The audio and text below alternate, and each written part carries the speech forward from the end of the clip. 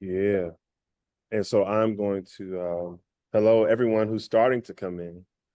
Thank you for joining us for Chains to Change, a conversation with Jemar Tisby on the history of Black Christian engagement and political engagement, and giving us an opportunity to understand why voting is so important, why understanding the history of voting, especially in a Christian context, but then even more in a context of the African American population here in the United States of America. And so I'm giving a few people just a little time to come in as we are about to kick it off. And I'm just so glad that we have Dr. Jemar Tisby here. I feel like I need to do the intro that that Pastor Tyler does, but No, you don't. No, you we're not don't. gonna I do never that. lived that down. Yeah. And We so we as got we to come up for one with him. I know, right? Yeah, you gotta have to do that. So while we're getting ready and as we're kicking this off, tell us what else you got going on this week here while you're in the Atlanta area. Yes, this is actually my second week in a row down in Atlanta. Last week I was here for the Jesus and Justice Conference put on by an organization called Christians Seeking Justice. And then this week I'm back again I recorded a video podcast with the Reverend Darius Daniels of Change Church. And then today, the highlight of my time down here with you all, of course, from Change to Change. And then tomorrow, well, really starting this evening, we have the Joy and Justice Conference put on by The Witness, a Black Christian collective. So that runs this evening through tomorrow evening. And I'll be giving a talk tomorrow on this topic, democracy in color, I call it. And then also recording a live podcast of Pass the Mic with Tyler Burns. Woo, man, you got a lot going on. Listen, we are trying to save democracy, and I'm not going to sugarcoat it at all. This is a Uh-oh. pivotal moment, so we got to leave it all on the field. Yeah, we have to. We really have to if we're thinking about democracy, we're thinking about that just initially made me think about hearing the voice of the other, valuing the voice of those who have been othered. As Dr. Martin Luther King would say, people who have been thingified. You can Very good. thingify a person, that you can then strip those individuals of their rights, and that's what has happened. And so, you all who are here, see, we got some participants. We got questions are starting to come in that we'll be able to get Yes. to, and we are very Bring all excited. the questions. Bring all the questions. Just let them flow. Just send us the questions, because we want to be able to really get into what y'all want to know. That's why we're here. What one question is for you. Jefferson wondering why your Zoom name is Mrs. Brown. Oh, that's funny, and that's an easy fix. So is Miss Brown, because I have people on the team who have been helping getting us all set up, and boom, and now look, now I got to change the.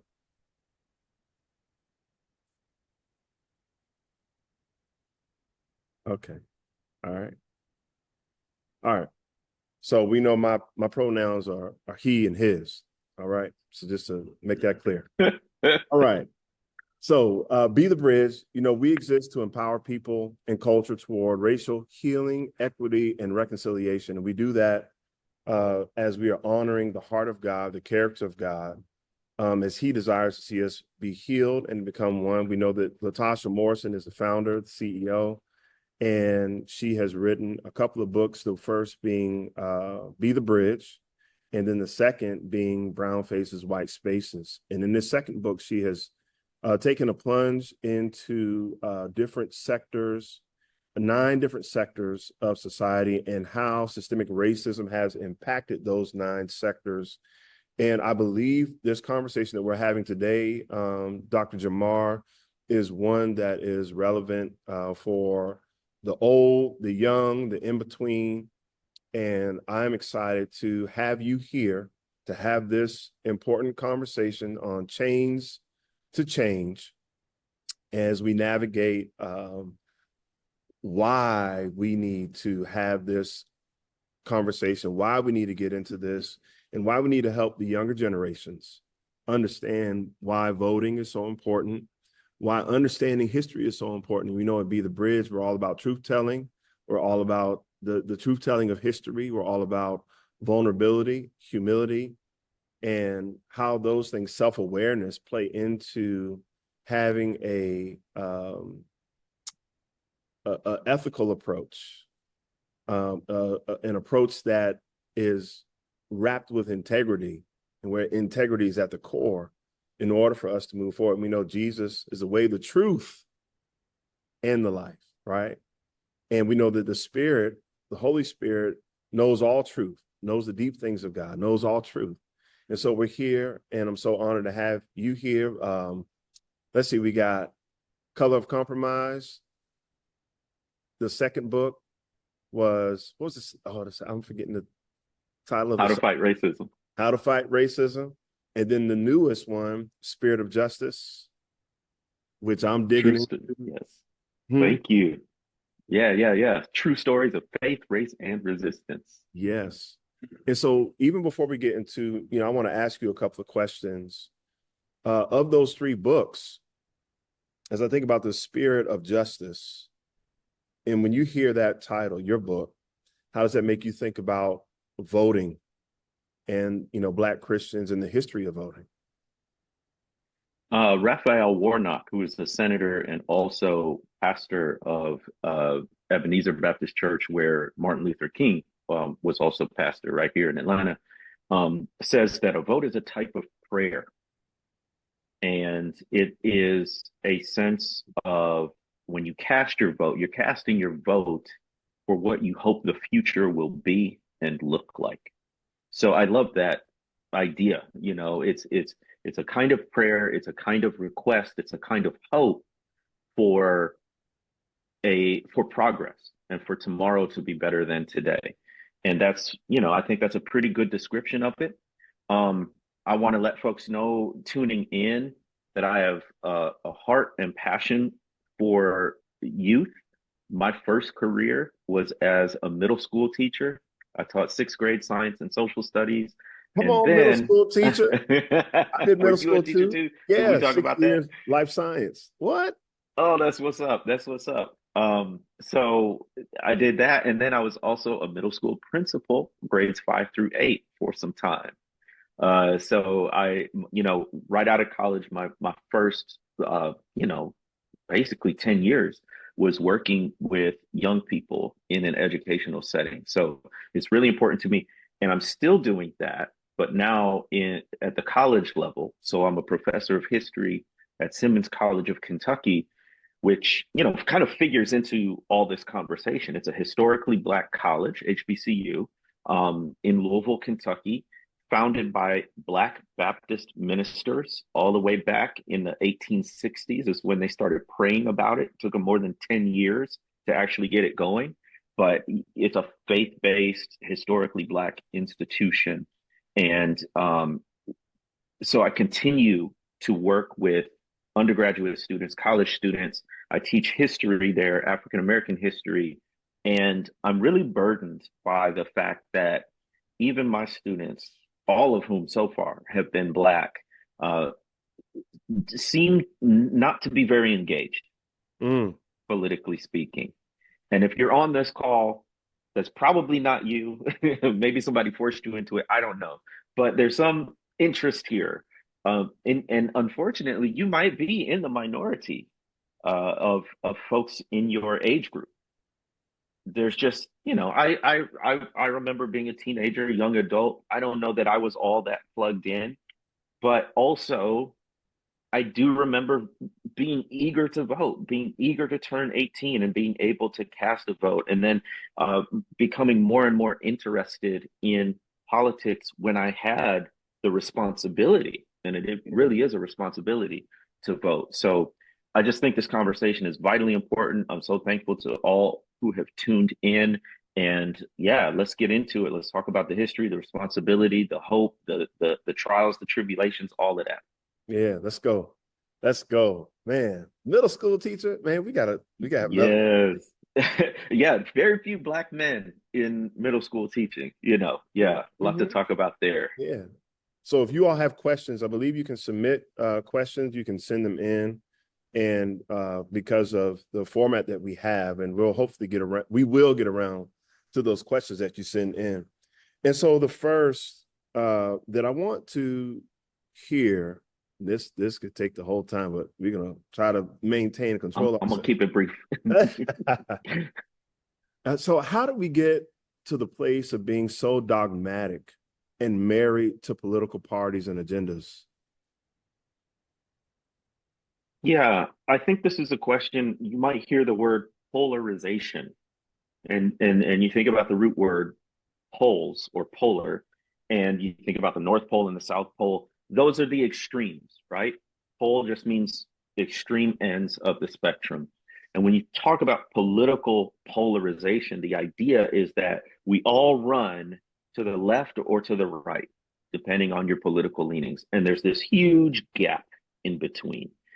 And that's a problem because very few people want to meet in the middle, discuss, reason, compromise, together come to conclusions. Um, but there's a little bit more to it.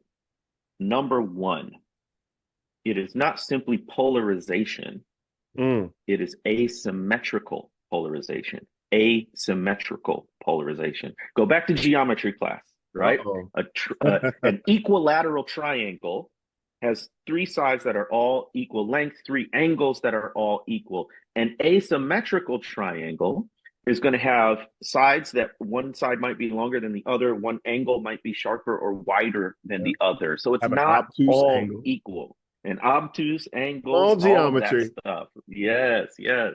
So asymmetrical polarization means not equal. Right. In the current political context, when we talk about asymmetrical polarization, people on the right are moving further to the right faster than people on the left are moving to the left. Mm. Let that sink in. People on the right are moving further to the right faster, further toward their pole, faster than people on the left are moving toward their pole. Mm. What that means is the current we have a two-party system. That's part of why there's so much is sort of tribalism, right? There's only two choices, so you got to pick one or the other, really. Um, and right now, one of the parties is has been taken over by a small faction that is extreme, Mm-hmm. absolutely extreme. And so we are polarized, but it's not because both sides are doing the same thing in an opposite direction. One side is moving much faster. Then back to the two choices. Why are we so, dogmatically, you know, emphasize this party and nothing else? Well, number one, we don't have a lot of choices. If you look at places like England, they have a system where they have dozens of parties, and it's called a coalition government. No one party typically can win a majority. You have to form alliances with people who have generally the same values and same policy, but there's going to be some differences, which can be healthy because then you have to communicate and compromise with people who disagree. Mm. In the US, we only have a two-party system. So you got to pick one or the other. And you can say, oh, I'm independent, I'm third party. Well, the reality is, in our electoral system, no third party candidate has had any sort of chance Right. of winning in the past half century and more. So if you want a winning candidate, it's going to be a Democrat or a Republican. The last thing I'll say about this is when it comes to Black people and voting, we have always been concerned about our civil rights and human rights. Mm. With those priorities, in a two-party system, there's always a party of progress and a party of regress, a party of progress and a party of regress, meaning When it comes to Black civil rights and human rights, there's been a party that at least gave lip service to progress. We want to move forward. We want to grant more rights. We want full inclusion and equality. Whether they actually delivered or whatever, that's a different story. But at least they made a hint at progress. And then there's been a party of regress. That party saying, we don't need to go forward and make progress. As a matter of fact, we need to go back to a time when things were better, right? Mm. And so I'll give you one example. In 1868, the first presidential election after the Civil War, Ulysses S. Grant was running, and he was a former Union general. So he was on the side of the North. And Mhm. then there was the other opposing presidential candidate and vice president was the Seymour Blair ticket. Seymour was the presidential candidate, Blair was the vice presidential candidate. You know what their slogan was? Talk about party of progress and party of regress. The Seymour Blair motto for their presidential run was this: this is a white man's country. Let white men rule. So if you're Black and voting, what is your choice? The Right. party of and that's continued on to even the present day in many points of view. So that's one of the reasons we just don't have a lot of choices, and then people understand the impact of voting. It's not just are you red or blue, it's quality of life and how will your day-to-day life be affected.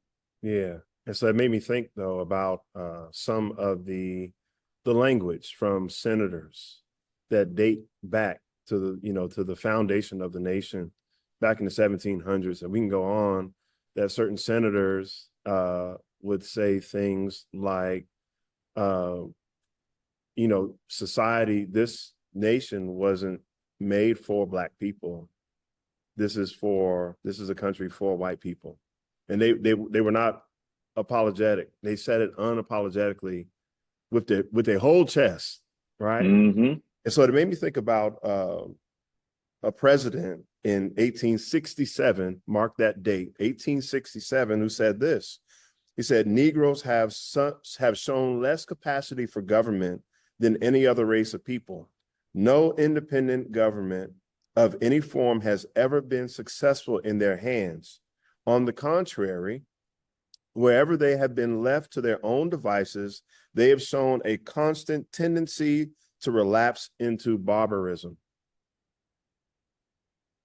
So I think, Dr. Jemar, as we're having this conversation, I think it's so good for teenagers, middle school, high school, for students in those ages to hear these things, not that they have to, uh, not to form their theology, not to form their life, but to inform them about the past and how that has impacted people groups, us specifically, over time, and how some of that same rhetoric is being repeated with different words. You have a quote that you say, racism doesn't Never go, goes away, just it just adapts. it just adapts.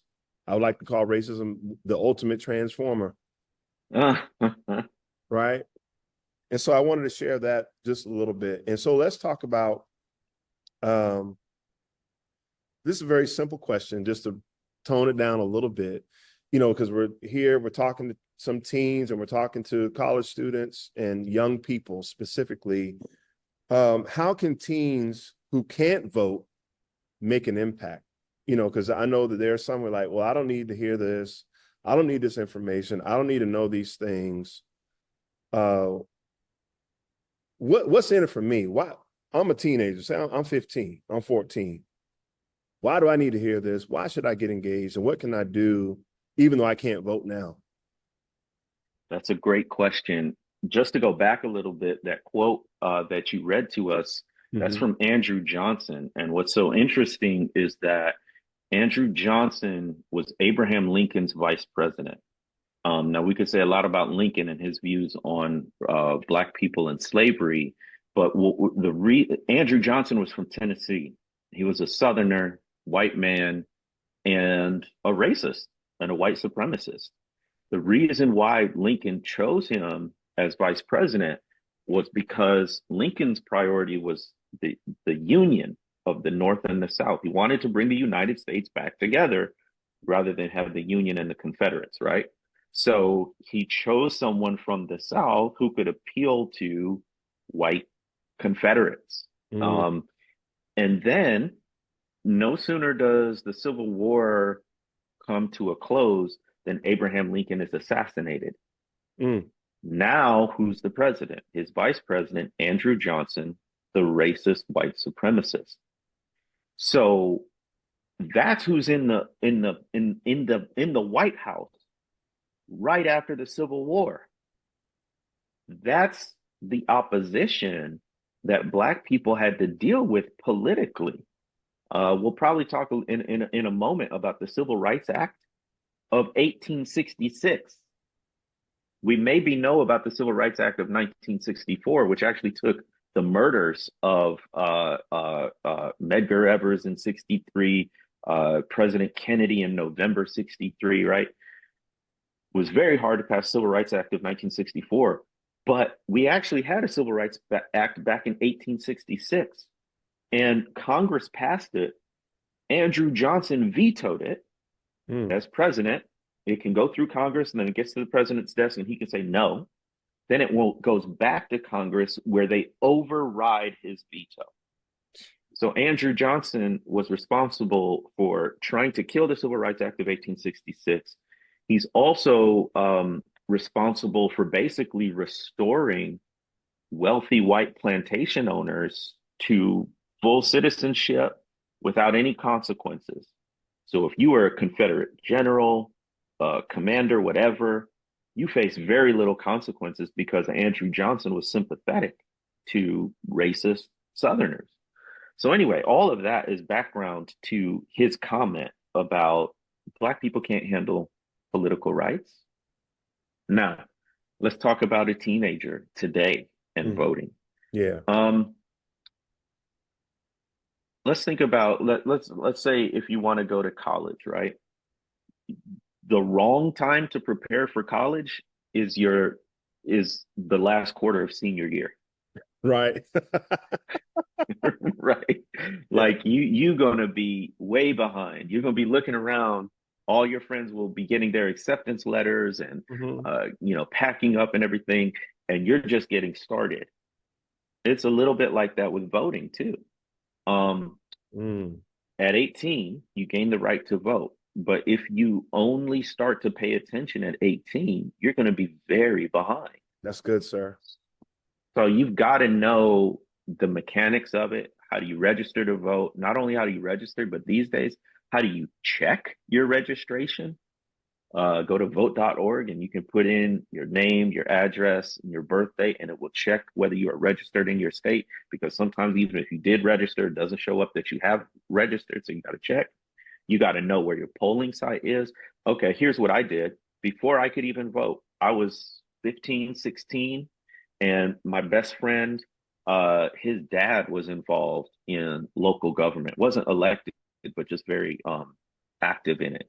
And so we volunteered as poll workers on election day as high school teenagers.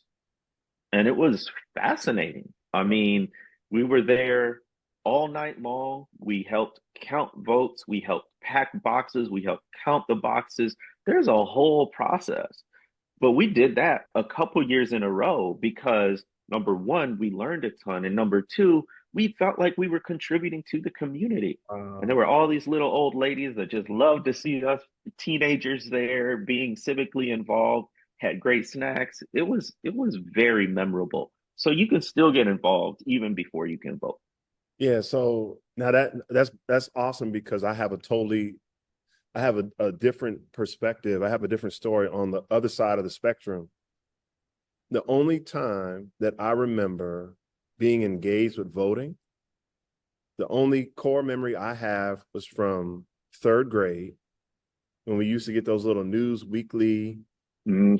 things and you could vote in class. Yes. That's the only exposure that was intentional in my life growing up. My parents didn't talk about voting.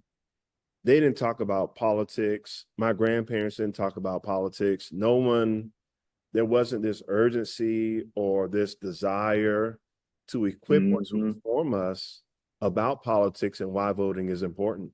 I didn't learn Mm. until I was an undergrad.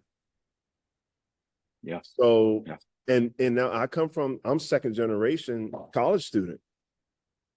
My mom graduated from Virginia State. She tried to get me to go there, but that didn't work out. So I don't want to go there. My dad also went to Virginia State, but he didn't finish. He went to the war. He's Mm. connected, tied to Vietnam. So now we have this situation where we have so many teens, young adults, I say even college students, who don't know anything about Definitely. politics, nothing about voting, nothing about government, don't even know that the Electoral College is racist at its core. Hmm. So yeah, I just wanted to share that. Yeah. So I think that is probably more common than not. It would be less frequent that someone had an experience like mine where you get involved, and volunteer, and part of that is because uh Black people, we face so many day-to-day obstacles. A lot of people trying to get jobs, trying to make ends meet.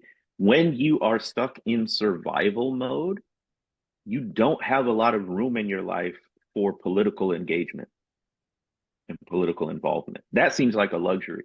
That seems like bonus time that you don't have. When I was a teacher, I was in the Mississippi Delta region, which is one Mm, of the poorest regions in the entire country. I was on the Arkansas side. And so what that meant was I had parents and families where, it's single parent, multiple children, not not college educated, maybe unemployed and getting social support right from the government. They did not have a lot of room in their life to sit down and read the news and research candidates and everything like that. So understand that part of the difficulty of being politically involved for Black people in particular is the fact that many of us are still just trying to make it, still just trying to survive. right. That's a lot of my students and their families, even to this day in college, right? So that's one factor there. Um, but it's also critical because we can't say, I mean, as we look at our history, there have been plenty of struggling Black people who were very active politically because they were struggling Black people and they didn't want to struggle so hard. And they knew that voting and getting the right people to make better laws was critical to it. I'll give you one example. One of my favorite historical heroes, if you haven't heard of her, look her up. Fannie Lou Hamer. Yo, pause. How you know that was in my head? You was That was in your head. Yes. in line, sir. When We you, we on the same page. I'm I was saying, like I'm Fannie saying Lou Hamer, Fannie Lou the Hamer, teacher Fannie Lou Hamer, vibe. Yes. and then boom.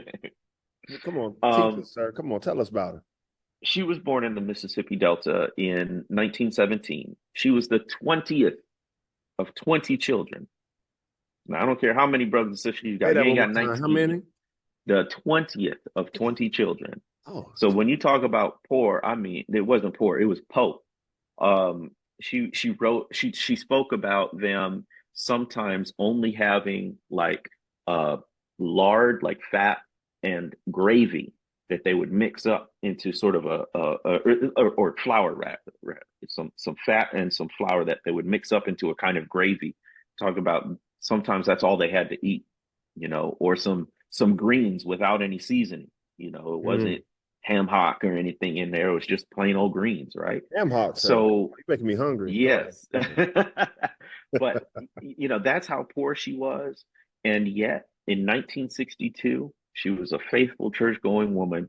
She went to a meeting at her church, William Chapel AME in Ruleville, Mississippi, and heard a presentation about voting rights. And when they asked for volunteers to go register to vote, this is before you can even vote, just register to vote. She said, I raised my hand as high as it could go. And the very night after she came back from trying to register to vote, where they were turned away by white men with guns, um, she not only got fired from her job as a sharecropper on a plantation, she got kicked off the plantation. So imagine going to register to vote, you get violently turned away at gunpoint, you come back, and because of the fear of the white community, this plantation holder, Marlowe was his last name. He didn't want the white power structure to come down on him saying, get control of your Negroes. They're going and trying to vote. So he goes to Fannie Lou Hamer and says, listen, unless you stop this stuff, you're done. And Fannie Lou Hamer said, I'm not going to stop. I didn't go down there to register for you. I went down there to register for me. And Marlowe, out of fear and complicity, says, all right, you can't work here anymore. And you're off the plantation. So imagine going to register, not even voting, register to vote. And you lose not only your job, but your home. That part. And Fannie Lou Hamer was a sharecropper. She had less money than you, I promise. She was part of the poorest state in the country. And yet she becomes well known as a civil rights activist, even gives her testimony at the 1964 Democratic National Convention. I could go on, but my point is this: being poor, struggling, having a hard life is partly a result of bad politics. And so people who are in that position recognize the role of voting and getting better politics to make life better for them. Mm. Man, you made me think that, the quote, the system isn't broken, it was built this way. That's right. And, it made me think about all of these different things that have happened. Poll taxes, literally Yes. tests. Come on. Grandfather clauses, voter intimidation, gerrymandering, felon disenfranchisement, limited registration opportunities. And the worst for me personally, as I think about, my understanding of it, is the violence and the lynchings. Yes. So number one, I've heard that quote of, if it wasn't so important, they wouldn't work so hard to try to stop you from doing it. Say that one more time, sir. If it wasn't so important, they wouldn't work so hard to try to stop you from doing it, meaning voting. So number one, Black people did not gain the right to vote until after the Civil War. And then it was only Black men. And it wasn't until the 1920s when we got the 19th Amendment did women gain the right to vote, right? And then even still, because of all those things you just named, grandfather clause was really interesting. It said, your status is determined by the status of your grandfather. So this is right after the Civil War. So basically what they're saying is, if without using the language of race, this is where racism adapts, right? So you don't have to say black or white. Come on. You just say, where was your grandfather in 1845? It was coded.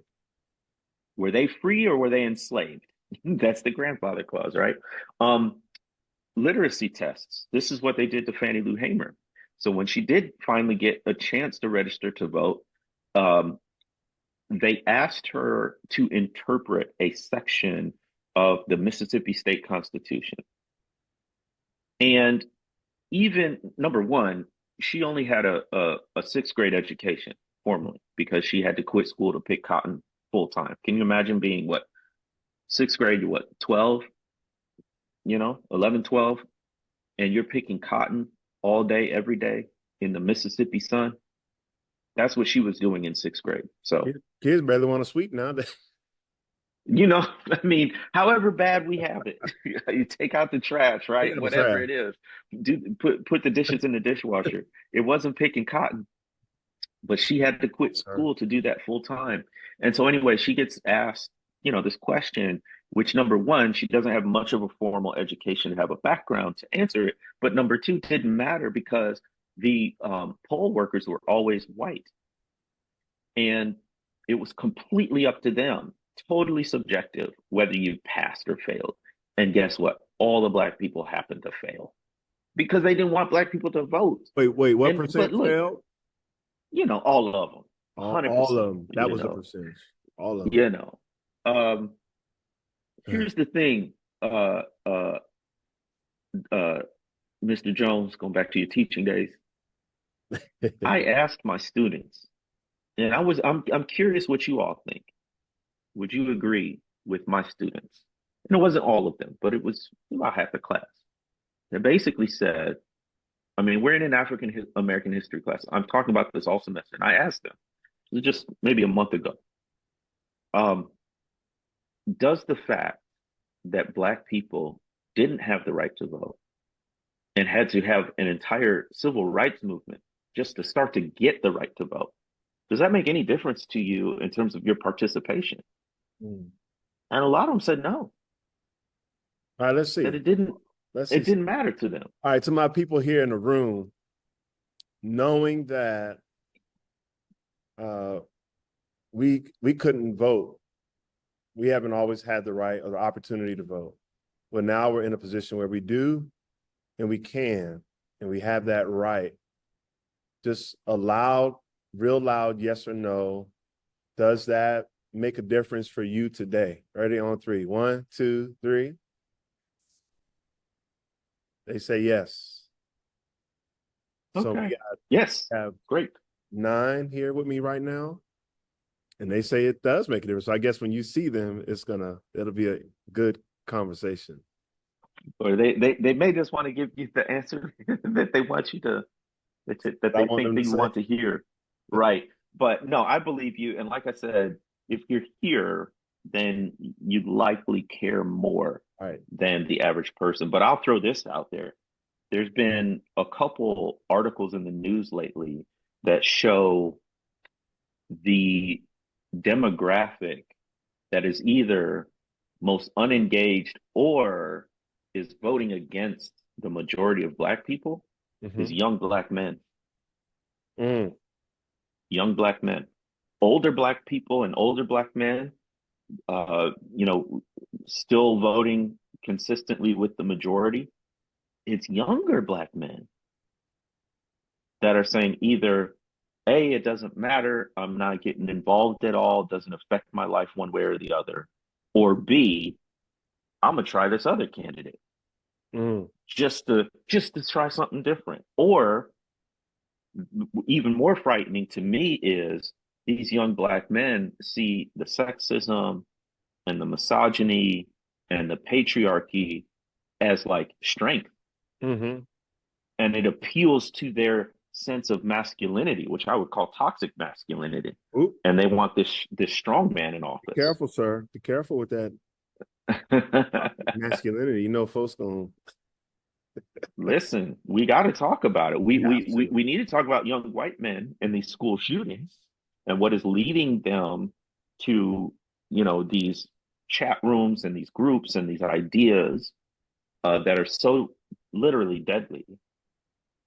But also, we need to look at our young Black men Yeah. and say what people, what ideas, what influences are shaping your idea of what it means to be a man, Mm. and then how is that affecting us in terms of voting and who we vote for, and most importantly, how is that affecting women? Our choices there, right? Yeah. So this is where it gets real. I'm just trying to, with young people, what I'm finding is the past, you know, is the past. I think it's relevant. I try to make that case all the time. But if we can't connect it to something that teenagers, college students are experiencing right now in their day-to-day lives, there's not a sense of broader common good civic responsibility yet. It comes. But so I'm just trying to connect all of this to where you are. Mm. Young men, how you treat women, how that translates into perceptions of politicians and strength and who you want to lead, and the way that affects your mother, your sisters, girlfriends, whatever it might be. All of that matters, and all of it has political ramifications. Yeah. That's good. You made me think about, we talk about Jim Crow, but then there was also Jane Crow, right? Yeah. Yeah. Um, give me a little bit about this because we're about to get into some Q&A from some live questions that I have in the chat. We're going to get into a few of those. Uh, how did the historical relationship between the Black church and the civil rights movement influence Black voter mobilization throughout American history? All right, the Black church. Black church was the only Black owned and operated institution for most of our existence in the United States. And I think there is a continued importance of and centrality of the Black church. So let's start with the history first. Number one, um, when Black people were enslaved, and whether you were enslaved or free, it was very difficult for Black people to form our own organizations because white people get nervous when Black people gather because Black people start talking about freedom. Made me think We about the start Mark. talking about equality. That's where we activate, and so they prevented in a lot of cases, Black people from gathering in large groups, particularly after slave revolts. So Nat Turner, Denmark Vesey, as soon as those slave revolts or attempted slave revolts, in the case of Denmark Vesey, happened, they actually created more laws and more restrictions against Black people gathering in large groups without a white person present. That included churches, right? So we couldn't have our own banks, we couldn't have our own schools, we couldn't have our own large businesses, right? Maybe smaller ones. But what we did have was spiritual community. Mm. And this is the place, starting from the hush arbors, where enslaved people, after a long day of labor, would sneak out in the middle of the night, go out into the woods and pray and worship and dance and sing just to get through Wow. to the establishment of the African Methodist Episcopal Church, the oldest continuously operating Black denomination in the United States, had its beginnings in the 1780s and 90s, and then formally established in the 1810s. To post-emancipation, post-Civil War, the first thing we did was Mm. form our own Black churches and denominations, right? Um, so it was the only place where we could go and be called sir and ma'am instead of boy and girl, even if you grown. It was the place where we could be in positions of leadership, deacon, elder board, head of this committee, organizer of that initiative or project.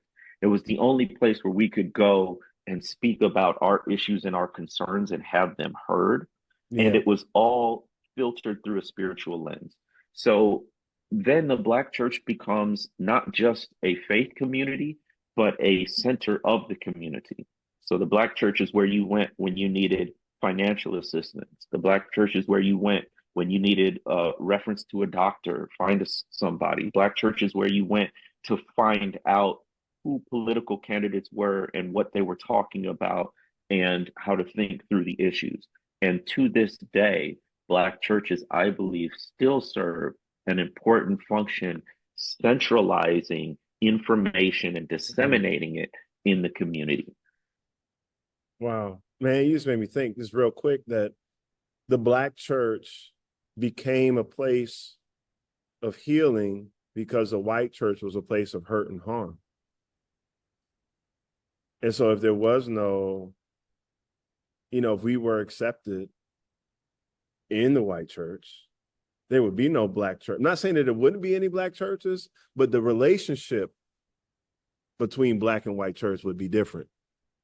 That's absolutely right. Okay. Yes. I say there would be no Black church without racism in the white church, meaning there would be no need for completely separate Black congregations and denominations if it wasn't for being treated like second class citizens in predominantly white churches. That is to say, the differences are not primarily these basic theological, is Jesus God? Is the Bible God's word?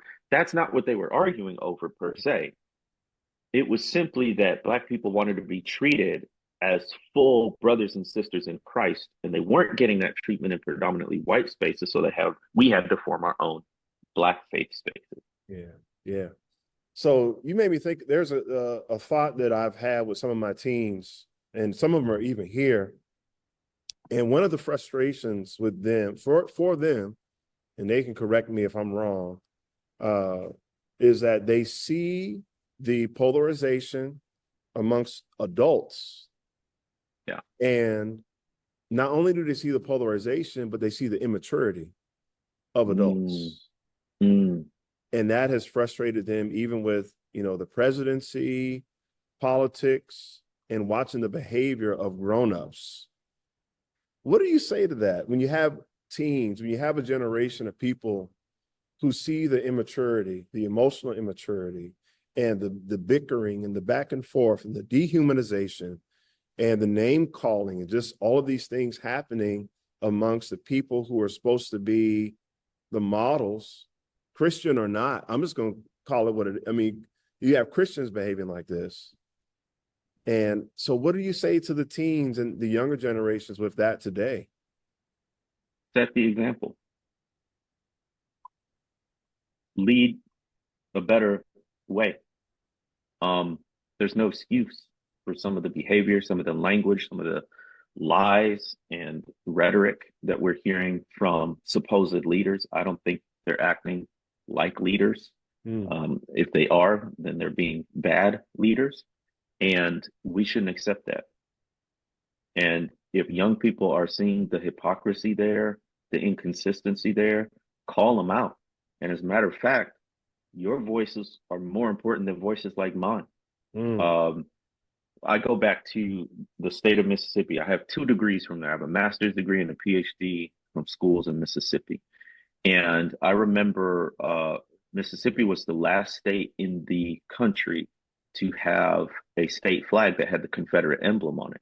Mm-hmm. And that changed in 2020 amid the George Floyd protests. But how did it change? Mind Mm. you, this flag had flown since 1896, 124 years. It flew through the Jim Crow era. It flew through the civil rights movement. Flew through the racial reconciliation movement in the 1990s when the Southern Baptist Convention repented of its pro-slavery origins in 1995. It flew all through that. It changed in 2020. Why? Not just because people were sitting up and paying attention for all 30 seconds to race, right? But because politicians were hearing from their sons and daughters, this is racist, this is backward, this is embarrassing, it must change. Mm. Their own children, their own kids, their own family members, right? So my point is this: what you're seeing is true, Mm-hmm. and it's unacceptable. Don't use that as a reason to disengage. Use that as a reason to call people to a higher standard. And you do that best by embodying that standard. That's good. Thank you, sir. All right, here we go. We're going to get into some Q&A. And before, if I have any teens here with me that want to ask a question, they can. But I want to get to some of the ones from our audience. And the first one is this, Jemar. Dr. Jemar, I was taught, give them an inch, they will take a mile. This ingrains a belief and thus fear that you cannot give an inch or all is lost. Is that just a white thing? Mm. So I'm not sure if give them an inch and they'll take a mile is like calling from like an Andrew Johnson kind of a thing. A white person arguing that you shouldn't give Black people any rights or any space to advocate. That was certainly a belief that you have to keep Black people under control. And if you give them any liberty at all, they will try to take full advantage. Um, so, in terms of politics and voting, yeah, that's oftentimes a white thing of trying to prevent Black people from voting in their full inclusion. But I'm not sure if that's quite what the question was trying to ask. Okay. I got one more. This one, I like this question because I think it's gonna get into what I'm thinking, but we'll see. All right. From a biblical perspective, what are your thoughts on voting? And part two, I'll read it twice. Part two is how would Jesus look at voting in America in 2024? So, from a biblical perspective, what are your thoughts on voting? And how would Jesus look at voting in America in 2024? So this is the tricky part, right? We all want Jesus to be on our side, whatever your side is, left, right, red, blue, something else, right? Um, and so then we take what Jesus said or did and we make it fit our political leaning. Mm-hmm. So I think I am not into both sidesism. I don't think Democrats and Republicans today are equally bad or doing the same thing at all. That being said, Jesus is neither Democrat or Republican, right? Boom. Right. Um, so I think what Jesus does is teach us that we are citizens of the kingdom of heaven and citizens of earthly kingdoms.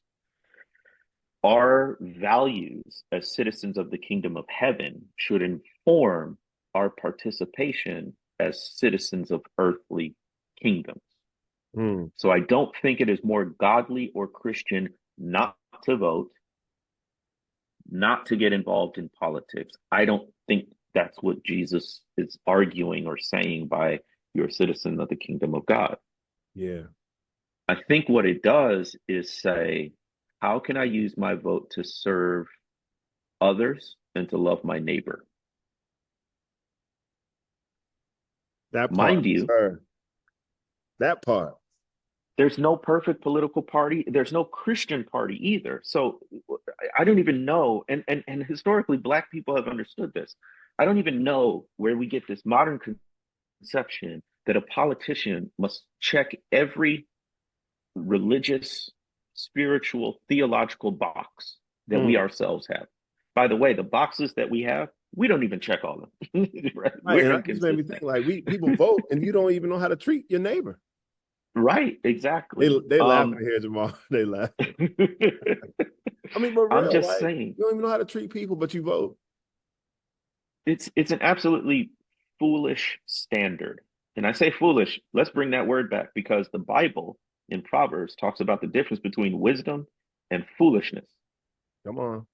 We act in foolish when we say, well, because they're not this kind of Christian and they don't support every single policy that I, in my view of Christianity, would support, I can't vote for anybody. Oh, come on. Come on.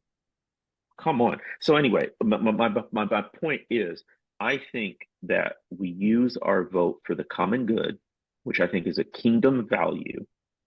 And I think that we cannot say, this is what Micah Edmondson, a pastor in Nashville, said. We cannot say we love our neighbor if we are not also concerned about the systems that oppress our neighbor. And Woo! voting is a way to change the systems that oppress our neighbor.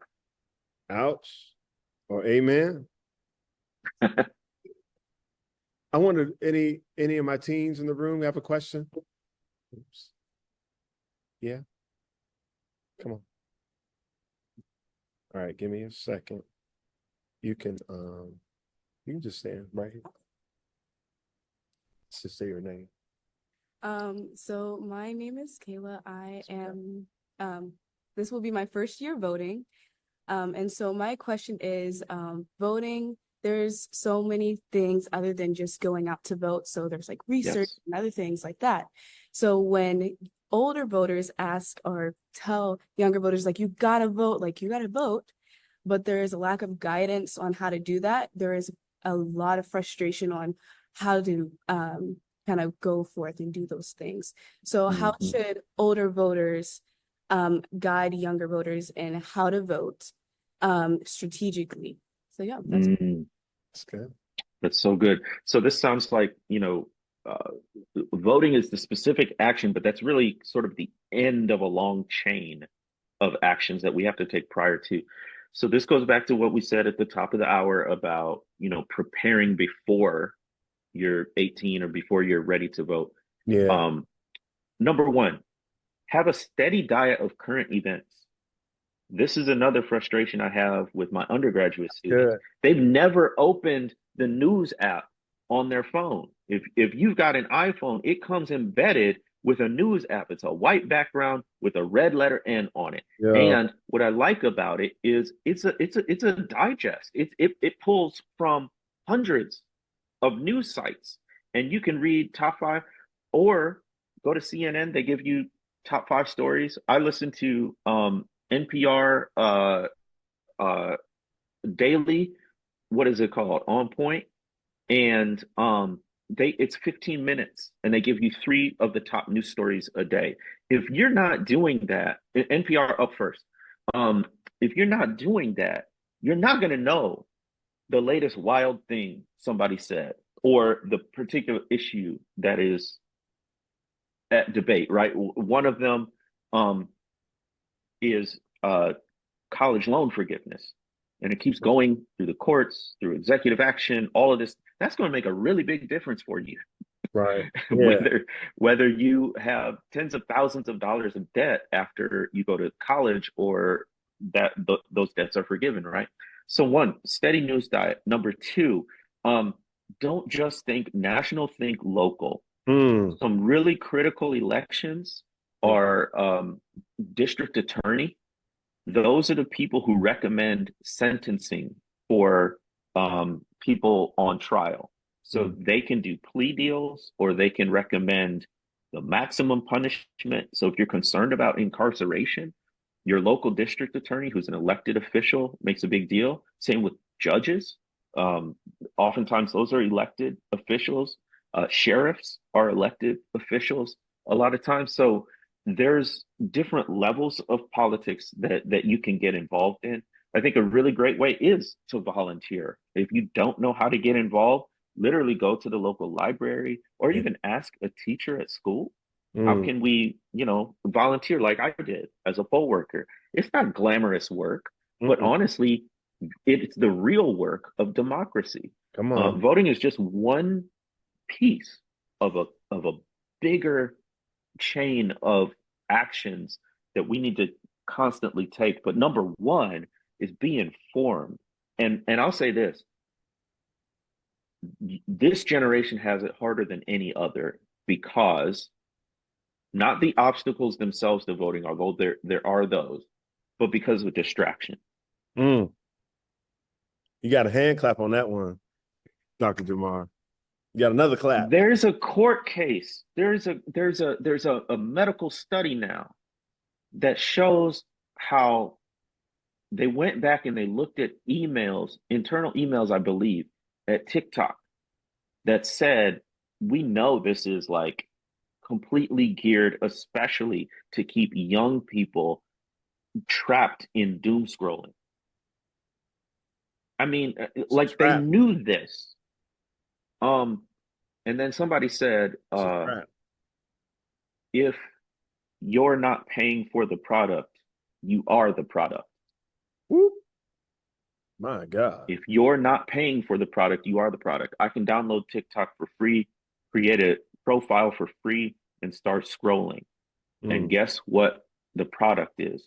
Your attention. Ooh. They sell your attention, your time on the app, to advertisers and make billions. Meanwhile, they take all of your habits and all of your patterns and use that in the algorithm to keep you scrolling and scrolling and scrolling and scrolling. And now you see all these ads popping up on TikTok, and they look just like regular TikTok videos, but there's some banner there that you can click and buy a product. You're the product. So anyway, all of that distraction, whether it's just one particular app or social media in general, or the information age in general, there's everything to keep you distracted. And the people who don't want you to vote are just fine with that. So this is a good segue to that question someone asked in the chat. How can I tell if information in the news is accurate and unbiased? So don't worry about it being unbiased because there's no such thing. Everyone has a bias. Come on. That is simply to say everyone has a perspective and a point of view. There's no true objectivity, right? As a matter of fact, that would be extremely boring news to just read off a list of facts without any interpretation. You just want to know what is the bias, what is the angle, That part. okay? And listen, most mainstream media is factually reliable. All right. So here's the straight middle. Go to Associated Press, Reuters, Reuters, Yeah. some other ones, USA Today, although that's a conglomerate that's kind of owned and controlled by one group. Yeah. But in general, right? Those are much more kind of straight news reporting. But then you can go to the major networks, ABC, NBC, CBS. Those are pretty center left, right? If you're looking for more center right, you can do things like Wall Street Journal, Forbes, a couple others. But most of the ones that would be in like they call it a news aggregator. They take an aggregate of all different kinds of news outlets. Most of what you would find on your like Apple News app, it's readable. What you want to stay away from are the extreme left or right, Okay. and particularly on the right. They have a much more robust media ecosystem. So it's not even just Fox News now.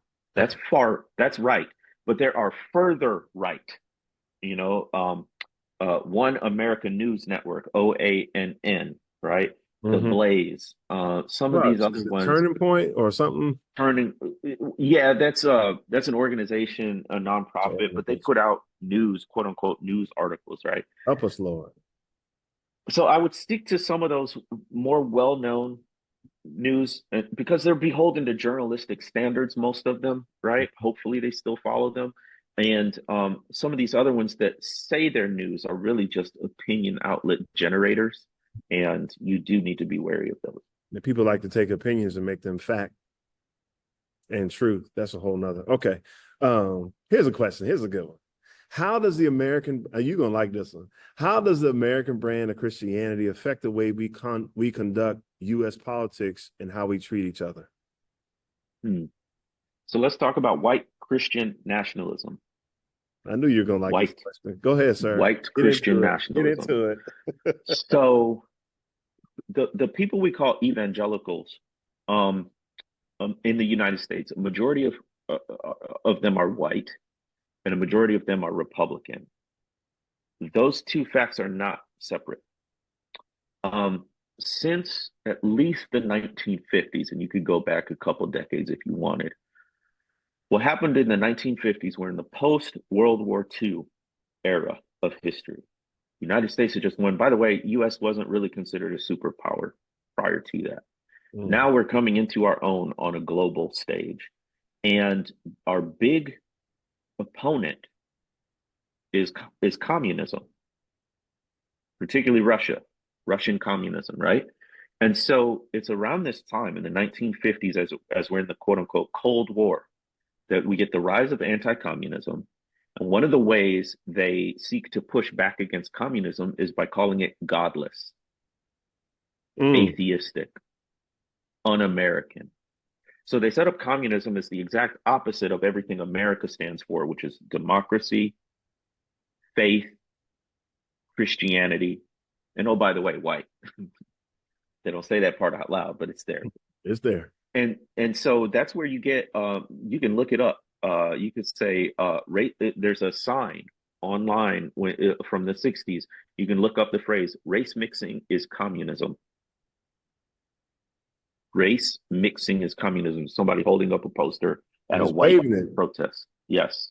I'm happy about it. So the question is about, American Christianity and voting.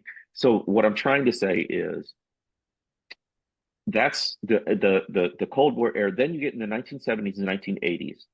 People, certain white people, are freaked out about the civil rights movement, the women's rights movement, LGBTQ rights movement. All of that is coming up in the 1960s and early 70s, Black Power movement, right? And they're like, we're losing our country. The America we knew is gone. The America we we're knew. going down the total. What Yes, America are you talking about? the regress, right? Mm-hmm. Back when America was great, that America. Yeah, the great America. Um, so it partly in response to that fear, understand fear is a critical part of this. There's the rise of what they call the religious right, right meaning politically right, Republican, and the moral majority. Jerry Falwell Sr., his slogan was get them saved, get them baptized, get them voting. And this is the rise of mass media used to affect Christian voting. So what the moral majority did was they went to media companies, literally bought their mailing list. This is back in the day when everything was done by the letter, right? Mm-hmm. They bought those addresses and started mailing out to millions of people these voter guides, these, communism is affecting the church and all of this stuff. And so for the past 40 plus years, since the early 1980s, white evangelical Christians have been discipled into thinking that the only truly Christian way to vote is Republican. That indoctrination. Indoctrination. And so American Christianity has been wrapped up in particular with right-wing conservatism in politics, particularly in the past 40 plus years or so. But the conflation of religion and politics, of Jesus being for this party or that other, that is a major issue that all Christians should be looking out for. Ooh. Oh, here's a good one. What are the parallels, if any, to Kamala Harris? Her name is Kamala, right? Okay, sidebar. To Kamala Harris talking about having Republicans in her cabinet, to Abraham Lincoln and Andrew Johnson. Does this concern you? It depends on who she picks. In general, political diversity in a cabinet, it's not bad or negative, doesn't have to be. The question is, what kind of Republican? Is she talking a George Bush, Mike Pence Republican? Is she talking a, whoever other extreme, is she talking a Marjorie Taylor Greene kind of Republican, right? So that there's a far right extreme faction within the Republican Party that's really taking over the Republican Party. But there are also never Trump Republicans who a lot of them got kicked out of office, didn't get reelected, right? Nobody talks about them. Because what's that? So people don't want to talk about them. Right.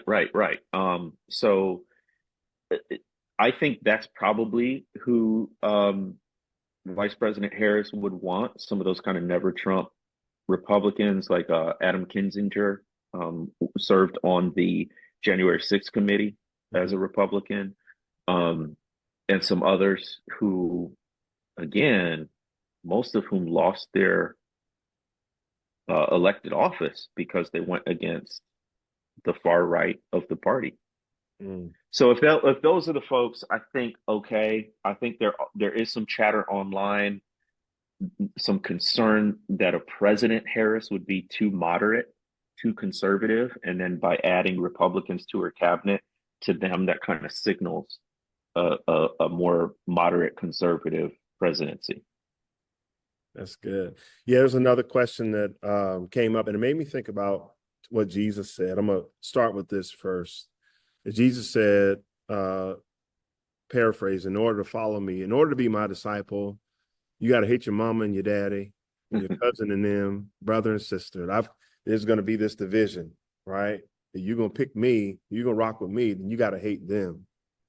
In that context of what Jesus communicated about us being citizens of the kingdom and being his followers, that we have to pretty much turn away from the ways of the world. So, what would you say to individuals who are voting differently than what their family votes? Mm, mm.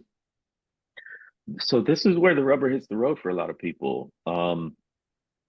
Voting oftentimes is about relationships, community, and identity.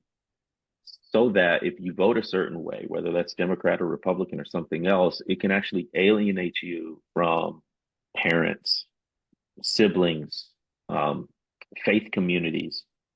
It can be, others can view it as a betrayal of your identity, whether your Christian identity, your racial identity, what have you.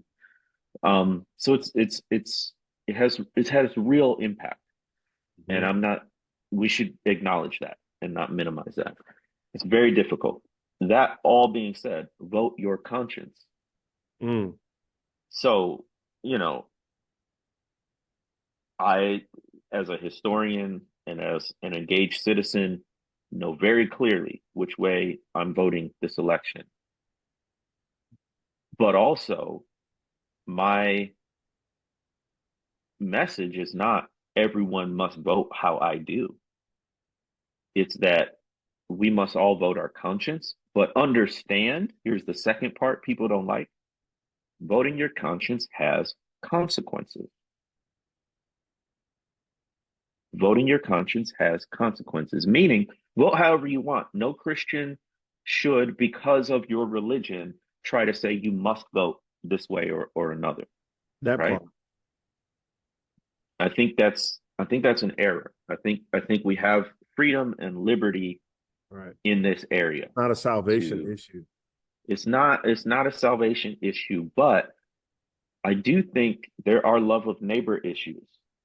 So if you say, come on, sir. Yes. hey, I voted my conscience, but that politician's policies are making life a living hell for your neighbors, you got to own part of that and say that voting your conscience has consequences. And by the way, that's going to go no matter who wins. Is if we vote for that person, it's not that we're responsible for every word they say or action they take that we approve of, right? But we do have to say, well, if that's the person I supported, I also need to hold them accountable. Mm. I also need to say, hey, you got my vote, but that's not a rubber stamp of okay on everything you do. Right. And if there's stuff that you're doing that I don't like, I'm going to let you know about it. Calling, writing in, protesting, all of those things. Mm. That's good. Yeah, this is a quick answer type question. Do you think increasing polarization will cause the birth of a third political party similar to pre-Civil War period? Unlikely if for the mere fact it costs so much money. Yeah, I don't think so either. Yeah, just be too much, and people don't have the money. No, and I think something more like ranked choice voting is more likely, where it's not necessarily winner take all. So if your top choice doesn't get a majority, you look at the second and the third choice. And I think at a local and county level and a city level, some communities are doing this, and I think it's a fairer way to look at voting. Yeah. Uh-oh, here we go. You got any other questions from people in the room? Yeah, just say your name. Yeah. Gosh, I wish that I was with there with y'all. I'm so sorry. No, you're fine. Yeah, my name is Brandon. Actually, I heard you speak a couple weeks ago when you were in Ohio speaking at a local No church way. of ours. Yeah. I guess my question is, as we're hopefully moving into like a post-Trump era, what do we need to focus on then? Because obviously a lot of the rhetoric we're seeing is we're not going back, at least on, I guess from a Kamala Harris standpoint. But like once, we get past probably moving into a post-Trump era, what do we need to focus on like for our future? Obviously, we're voting for a better future. What does that look like? That's so good. That's such a great question. By the way, I'm doing on October 22nd an online webinar called Preparing Our Souls for the Election. Now, that's for my Substack subscribers. I'm happy to offer a free subscription to anybody on this call who's interested, and I'll be talking specifically about this. One of the things that we have to prepare for is not election day, but election season. Not election day, but election season. So number one, we may not know accurately the results of the election for several days, if not weeks. And part of this is voter suppression and stalling tactics, right? Number two, nothing is certain until Inauguration Day. That's in January, late January, I think, this year. So January 6th, 2021 was Inauguration Day, where they were supposed to formally, they were supposed to formally ratify, right? So we have to, that's the key date. No matter who wins, November is one part, but January is another part. Then you said, after that, let's say Kamala Harris wins. Number one, what we have to do is shore up laws and policies protecting the right to vote. We have to make it harder for people to suppress the vote at a federal level. So we have to make sure that people can't game the system and rig it. Number two, I think it's going to be really, really vital that we move aggressively to counteract climate change. We're hearing about these hurricanes on the East Coast, droughts on the West Coast, wildfire. All of that is caused by the earth heating up, which I used to think would just lead to drought everywhere. No, what the earth heating up means is more extreme of all kinds of weather. Cold, heat, water, drought, all of that. So we're seeing that. And then still, racial justice is in all of this. The only majorities in terms of demographic groups, the only places where Donald Trump has a majority is with white demographic groups. White men, a slight majority of white women, white non-college educated folks, all of it.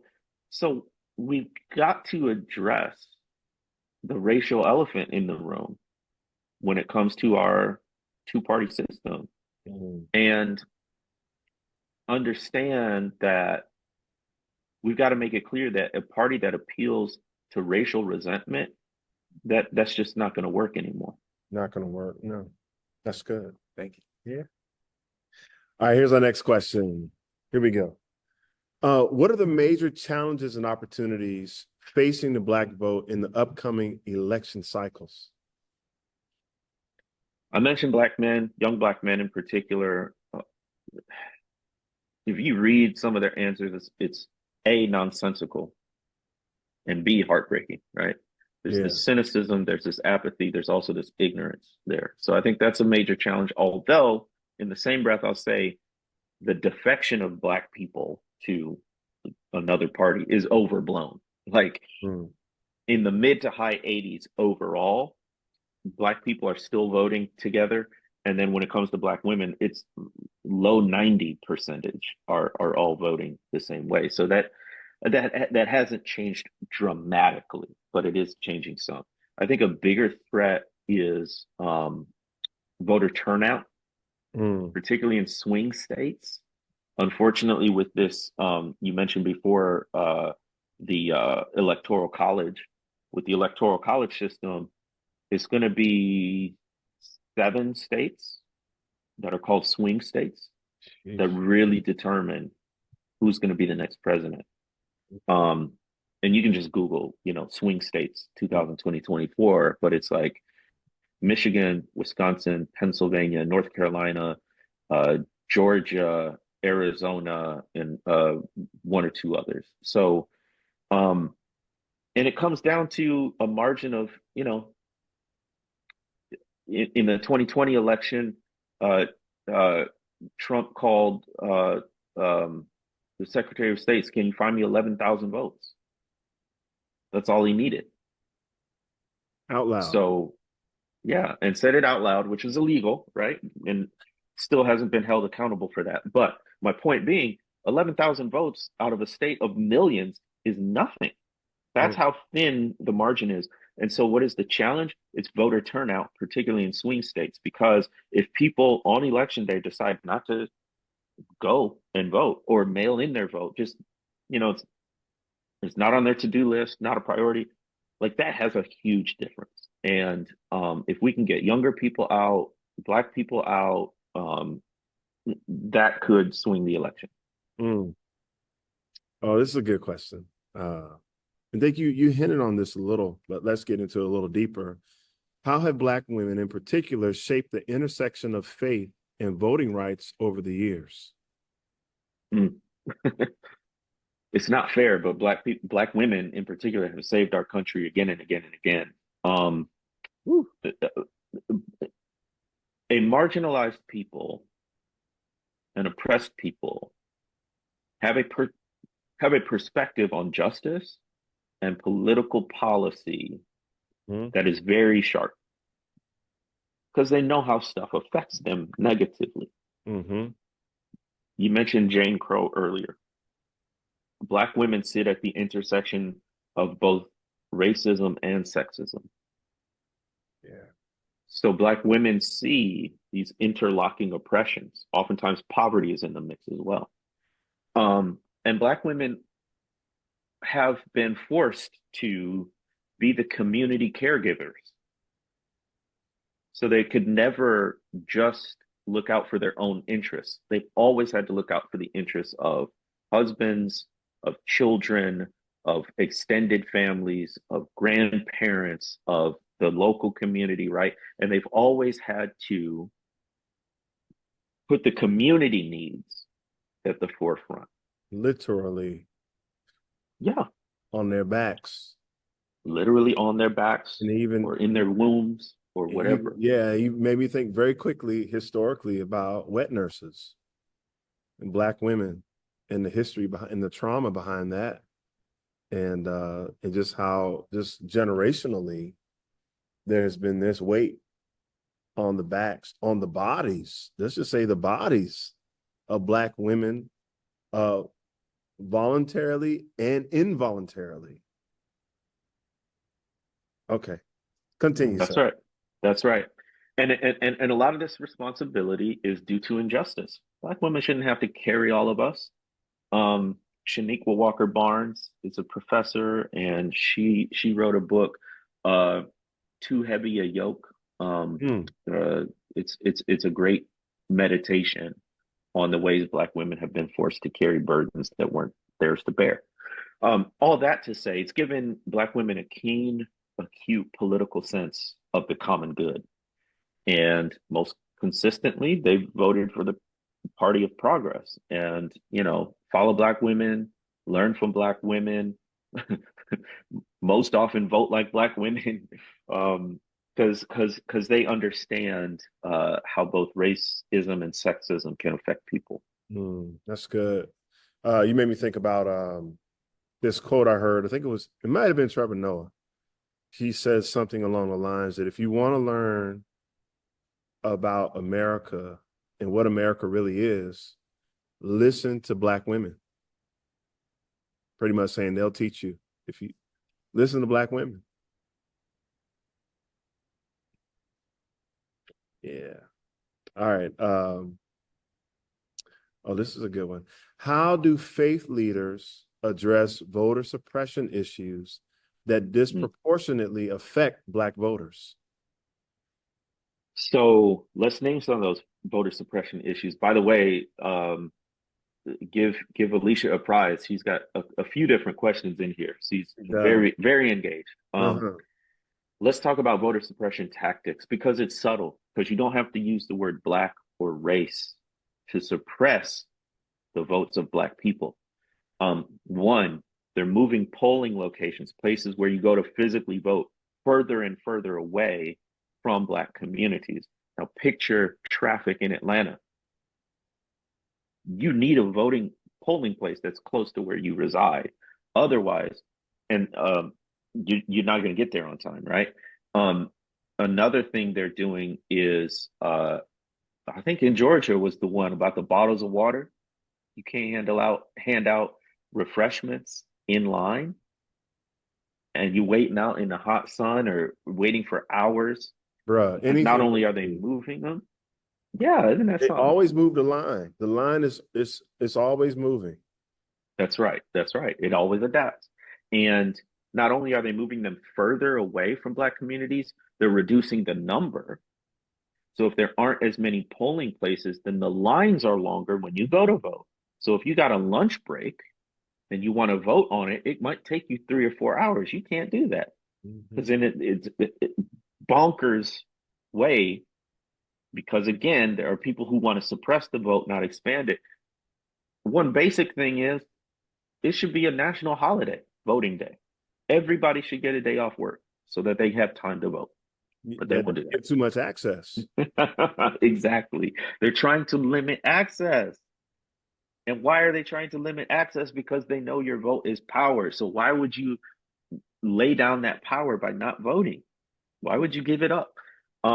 So anyway, you said what can faith leaders do? Number one, inform the people. This is where Black churches are helpful still, because somebody asked a question about how do we know we can trust information sources? Well, pastors and church leaders are still mostly trusted information sources, right? Like, because you know your pastor, you've seen them week after week, maybe even year after year.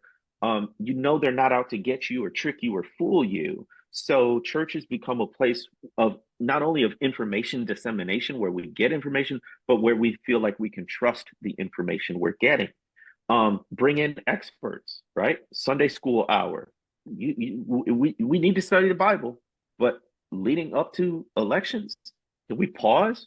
Bring in some folks. I'm not even talking about people running for office. Mhm. I'm talking about people who understand voting. So these can be people from nonprofit world. These can be non-elected government officials, just administrators, right?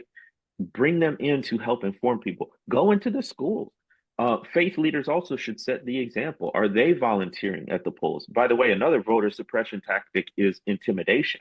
So you're going to see this year, I promise you, a lot of these militias coming in camouflage gear, vests, open carry states. So they're going to have pistols, maybe even rifles Mm-hmm. at at polling At stations, polling and station. the excuse is we're here to make sure everybody follows the rules. There's nothing fishy going on. The election's not stolen. But what it does when you see a big white man with a beard and sunglasses and guns and camo, that is designed to intimidate people of color Yeah, and make it less likely that they'll vote. that's So let's be aware. I got time. I'm gonna give you one more. We're gonna go one more question, then we're gonna wrap things up. Because I think this is a really good one that's gonna help a lot of people. What's the most succinct way to explain to people how Black church involvement is not the same as Mm, Christian nationalism? that's a great question. The most succinct way is that Black Christian political involvement leads to an expansion of rights and democratic participation. White Christian nationalism leads to a limiting of rights and political Say that participation. one more time. Black Christian political participation leads to an expansion of rights and democratic participation. White Christian nationalism leads to a limiting of rights and democratic participation. Because Mm. white Christian nationalists only want certain people to vote, to lead, Right. to control the country.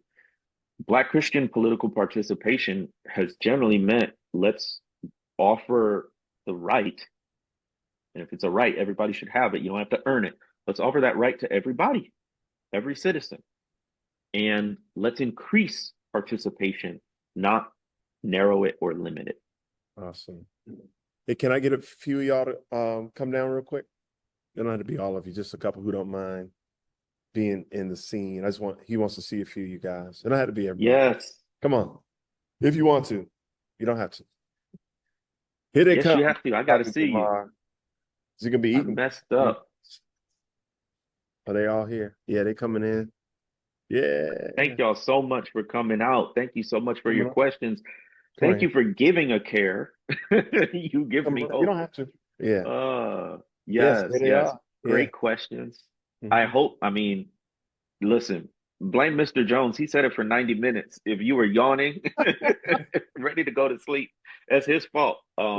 but this did my heart good. I needed this. I needed you all. I needed the encouragement. I needed your engagement. And so thank you so much from the bottom of my heart for caring, for getting some information. And the one thing I ask from you is that you pass it on. Mm-hmm. Whether you share this recording, I mean, look, you can do this right now. You don't just have to get involved by voting. I was in student government in high school. I was a rep, you know, I was not a very good one, not a very responsible one, but it taught me about voting. It taught me about running for office, all of those things. It taught me about debating over policies. You can do that right now. You can organize, you know, a watch party of this video or something else that's shorter or more interesting or whatever.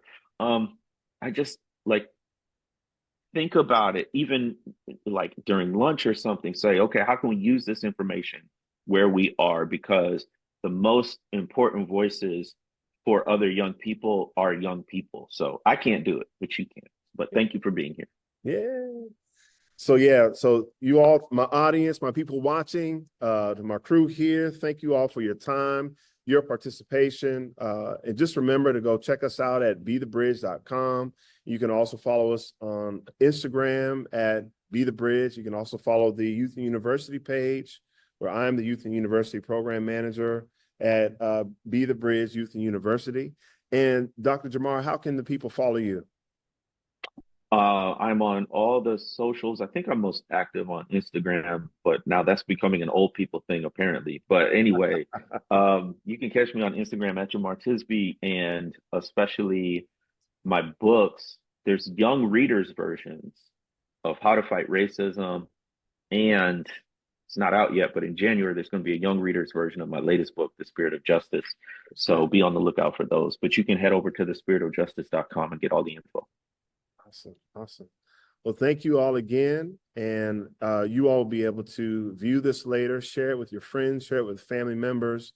And we just want you to know that we appreciate your time. Dr. Jemar, thank you for doing this and being a part of this and just making this happen. I think it's going to bless so many lives and encourage and inspire so many young people and parents and adults across the nation and across the world. And until we meet again, you all have a blessed one. And we'll see you soon.